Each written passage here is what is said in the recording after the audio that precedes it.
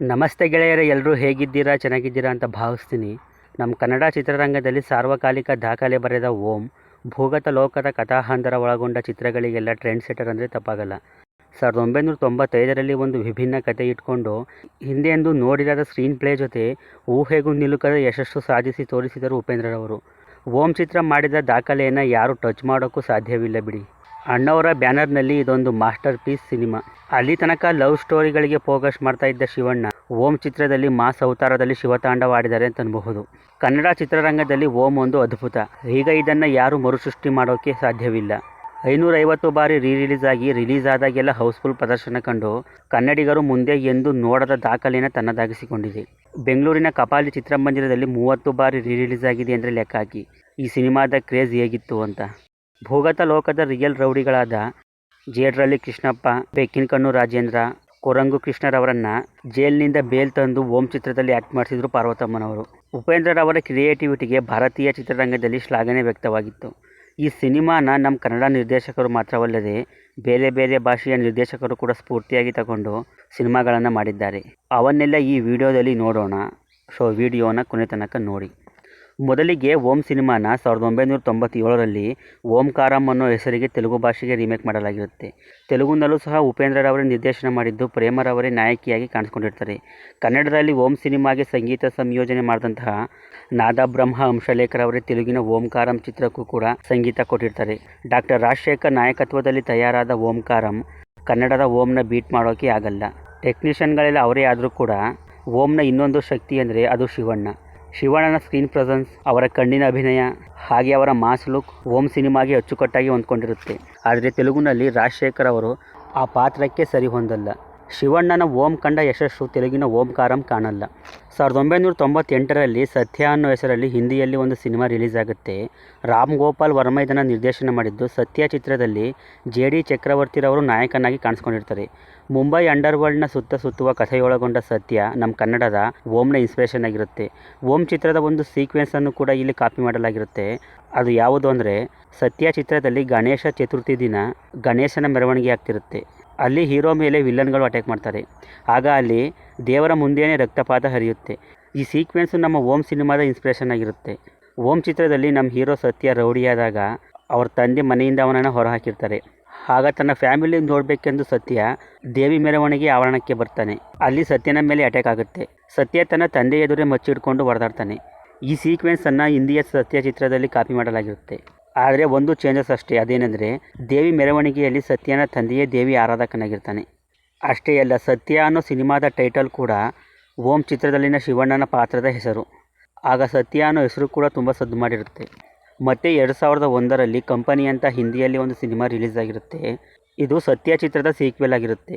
ಸತ್ಯ ಸಿನಿಮಾನ ನಿರ್ದೇಶನ ಮಾಡಿದಂತಹ ಅದೇ ರಾಮ್ ಗೋಪಾಲ್ ವರ್ಮರವರೇ ಇದನ್ನು ನಿರ್ದೇಶನ ಮಾಡಿರ್ತಾರೆ. ಮಲಯಾಳಂ ಆಕ್ಟರ್ ಮೋಹನ್ ಲಾಲ್, ಅಜಯ್ ದೇವಗನ್ ಲೀಡ್ ರೋಡ್ನಲ್ಲಿ ಕಾಣಿಸ್ಕೊಂಡಿದ್ದ ಈ ಸಿನಿಮಾ ಸತ್ಯ ಸಿನಿಮಾದ ಸೀಕ್ವೆಲ್ ಆಗಿರುವುದರಿಂದ ಮುಂಬೈ ಅಂಡರ್ವರ್ಲ್ಡ್ಗೆ ಸಂಬಂಧಪಟ್ಟಂತಹ ಕಥೆ ಒಳಗೊಂಡಿರುತ್ತೆ. ಇದರಲ್ಲೂ ಸಹ ಓಂ ಛಾಯೆ ನಮಗೆ ಕಾಣಸಿಗುತ್ತೆ. ಓಂ ಸಿನಿಮಾದಲ್ಲಿ ರಾತ್ರಿ ಸಮಯದಲ್ಲಿ ಆಯಿಲ್ ದಂಧೆ ಮಾಡೋದನ್ನು ಉಪೇಂದ್ರರವರು ತೋರಿಸಿರ್ತಾರೆ. ಇಲ್ಲೂ ಕೂಡ ರಾತ್ರಿ ಸಮಯದಲ್ಲಿ ಇಲ್ಲಿಗಲ್ ದಂಧೆ ನಡೆಯುತ್ತೆ. ಆದರೆ ಒಂದು ಚೇಂಜ್ ಅಷ್ಟೇ. ಅದೇನೆಂದರೆ, ಓಂನಲ್ಲಿ ಆಯಿಲ್ ದಂಧೆ ಮಾಡ್ತಾರೆ, ಇಲ್ಲಿ ಡ್ರಗ್ಸ್ ದಂಧೆ ಮಾಡ್ತಾರೆ. ಹೀಗೆ ಡೈರೆಕ್ಟರ್ ರಾಮ್ ಗೋಪಾಲ್ ವರ್ಮರವರು ತಮ್ಮ 2 ಚಿತ್ರಗಳನ್ನು ಕನ್ನಡದ ಓಂ ಸಿನಿಮಾದಿಂದ ಇನ್ಸ್ಪಿರೇಷನ್ ತಗೊಂಡು ಮಾಡಿರ್ತಾರೆ.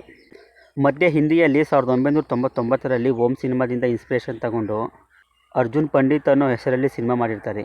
ಸನ್ನಿ ಡಿಯೋಲ್, ಜೂಹಿ ಚಾವ್ಲಾ ಮುಖ್ಯ ಪಾತ್ರಗಳಲ್ಲಿ ಕಾಣಿಸ್ಕೊಂಡಿದ್ದ ಅರ್ಜುನ್ ಪಂಡಿತ್ 9.5 ಕೋಟಿ ವೆಚ್ಚದಲ್ಲಿ ತಯಾರಾಗಿ 20 ಕೋಟಿ ಗಳಿಸಿ ಹಿಂದಿಯಲ್ಲಿ ಆ ವರ್ಷದ 13ನೇ ಹಿಟ್ ಚಿತ್ರ ಎಂದು ಕರೆಸಿಕೊಳ್ಳುತ್ತೆ. ಈ ಅರ್ಜುನ್ ಪಂಡಿತ್ ಸಿನಿಮಾ ನೋಡಿ ಸ್ಫೂರ್ತಿ ಪಡೆದ ಉತ್ತರ ಪ್ರದೇಶದ ವಿಕಾಸ್ ದುಬೆ ಎಂಬ ವ್ಯಕ್ತಿ ತಾನು ತನ್ನ ಜೀವನದಲ್ಲಿ ಬ್ರಾಹ್ಮಣ ಸಮುದಾಯದವನಾಗಿರುವುದರಿಂದ ಸಿನಿಮಾದ ಕಥೆಯಲ್ಲಿ ಬರುವ ಹೀರೋ ಥರನೇ ನಾನು ರೌಡಿಯಾಗಬೇಕೆಂದು ಬಯಸಿ ರೌಡಿಯಾಗ್ತಾನೆ.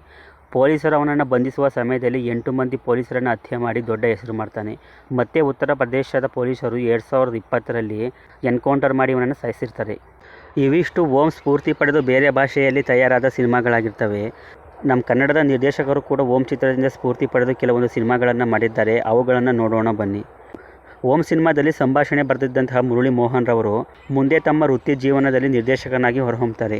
ಆಗ ಶಿವಣ್ಣನ ಕಾಲ್ಶೀಟ್ ಪಡೆದು ಸಂತ ಅಂತ ಒಂದು ಸಿನಿಮಾನ ಮಾಡ್ತಾರೆ. ಇದರಲ್ಲೂ ಸಹ ಓಂ ಛಾಯೆ ನಮಗೆ ಕಾಣಲು ಸಿಗುತ್ತೆ. ಕಥೆ ಕೂಡ ಓಂ ಕಥೆಗೆ ಹೋಲುವಂತಿರುತ್ತೆ. ಶಿವಣ್ಣನವರು ಇದರಲ್ಲಿ ಹೀರೋ ಅನ್ನೋದು ಇಲ್ಲಿ ವಿಶೇಷ. ಮತ್ತು 2005ರಲ್ಲಿ ಸಾಯಿ ಸಾಗರ್ ನಿರ್ದೇಶನದಲ್ಲಿ ಮೆಂಟಲ್ ಮಂಜಾ ಅಂತ ಒಂದು ಸಿನಿಮಾ ರಿಲೀಸ್ ಆಗುತ್ತೆ. ರೌಡಿಸಮ್ ಜೊತೆಗೆ ಲವ್ ಸ್ಟೋರಿ ಒಳಗೊಂಡ ಈ ಸಿನಿಮಾದ ಕಥೆ ಕೂಡ ಓಂ ಕಥೆಗೆ ಹೋಲುವಂತಿರುತ್ತೆ. ಇದೇ ಕಾರಣಕ್ಕೆ ಈ ಸಿನಿಮಾಗೆ ನೆಗೆಟಿವ್ ಪಬ್ಲಿಸಿಟಿಯಾಗಿ ಸಿನಿಮಾ ಸೋಲುತ್ತೆ. ಮತ್ತು ಚಾಲೆಂಜಿಂಗ್ ಸ್ಟಾರ್ ದರ್ಶನ್ ರವರು ಅದೇ ವರ್ಷ ಅಂದರೆ 2005ರಲ್ಲಿ ಶಾಸ್ತ್ರಿ ಅಂತ ಒಂದು ಸಿನಿಮಾನ ಮಾಡ್ತಾರೆ. PN ಸತ್ಯೇಂದ್ರ ನಿರ್ದೇಶನ ಮಾಡಿದ್ದು. ಶಾಸ್ತ್ರಿ ಚಿತ್ರದ ಕಥೆ ಕೂಡ ಓಂ ಕಥೆಗೆ ಮ್ಯಾಚ್ ಆಗುವಂತಿರುತ್ತೆ. ಇದೇ ಕಾರಣಕ್ಕೆ ಈ ಸಿನಿಮಾಗೂ ಕೂಡ ನೆಗೆಟಿವ್ ಪಬ್ಲಿಸಿಟಿ ಆಗುತ್ತೆ. ಹೀಗೆ ಓಂ ಬಂದ ಮೇಲೆ ಅಂಡರ್ವರ್ಲ್ಡ್ ಕಥೆ ಇಟ್ಕೊಂಡು ಬಂದ ಸಿನಿಮಾಗಳೆಲ್ಲ ಯಾವುದಾದ್ರೂ ಒಂದು ರೀತಿಯಲ್ಲಿ ಓಂಗೆ ಕನೆಕ್ಟ್ ಆಗೇ ಆಗುತ್ತೆ. ಇಂಥ ಒಂದು ಮಾಸ್ಟರ್ ಪೀಸ್ ಸಿನಿಮಾನ ಕೊಟ್ಟ ಉಪೇಂದ್ರರವರ ಕೈಯಲ್ಲೂ ಕೂಡ ಮತ್ತೆ ಇದನ್ನು ರೀಕ್ರಿಯೇಟ್ ಮಾಡೋಕ್ಕೆ ಆಗಲ್ವಂತೆ. ಇದನ್ನು ಸ್ವತಃ ಉಪೇಂದ್ರರವರೇ ಹೇಳ್ಕೊಂಡಿದ್ದಾರೆ. ಪ್ರತಿ 2 ವಾರಕ್ಕೊಮ್ಮೆ ಕರ್ನಾಟಕದ ಯಾವುದಾದ್ರೂ ಒಂದು ಚಿತ್ರಮಂದಿರದಲ್ಲಿ ರಿಲೀಸ್ ಆಗ್ತಾಯಿತ್ತಂತೆ ಓಂ. ಮೆಜೆಸ್ಟಿಕ್ನ ಕಪಾಲಿ ಚಿತ್ರಮಂದಿರದಲ್ಲಿ 30 ಬಾರಿ ರಿಲೀಸ್ ಆಗಿ ಕನ್ನಡ ಚಿತ್ರರಂಗದಲ್ಲಿ ಸಾರ್ವಕಾಲಿಕ ದಾಖಲೆ ಬರೆದ ಓಂ ಚಿತ್ರವನ್ನು ಪಾರ್ವತಮ್ಮ ರಾಜ್ಕುಮಾರ್ ಅವರು 2015ರಲ್ಲಿ 10 ಕೋಟಿಗೆ TV ರೇಟ್ಸನ್ನು ಸೇಲ್ ಮಾಡಿರ್ತಾರೆ. ಹೊಸ ಸಿನಿಮಾ ಕೂಡ TV ರೇಟ್ಸ್ 3ರಿಂದ 4 ಕೋಟಿಗೆ ಸೇಲ್ ಆಗೋದೇ ಕಷ್ಟ. ಅಂಥದ್ರಲ್ಲಿ ಓಂ ಸಿನಿಮಾನ 10 ಕೋಟಿಗೆ ತಗೊಳ್ತಾರೆ ಅಂದರೆ ಲೆಕ್ಕ ಹಾಕಿ ಈ ಸಿನಿಮಾಗೆ ಎಷ್ಟು ಕ್ರೇಜ್ ಇತ್ತು ಅಂತ. ಆಗಸ್ಟ್ 15, 2015ರಲ್ಲಿ ಸ್ವಾತಂತ್ರ್ಯ ದಿನಾಚರಣೆ ಪ್ರಯುಕ್ತ ಉದಯ TVಯಲ್ಲಿ ಓಂ ಸಿನಿಮಾ ಪ್ರಸಾರವಾಗಿತ್ತು. ನಮ್ಮೂರಲ್ಲಿ ಮನೆ ಮಂದಿ ಎಲ್ಲ TV ಮುಂದೆ ಕೂತು ಸಿನಿಮಾನ ನೋಡಿದ್ದನ್ನು ನಾನೇ ನನ್ನ ಕಣ್ಣಾರ ಕಂಡಿದ್ದೀನಿ.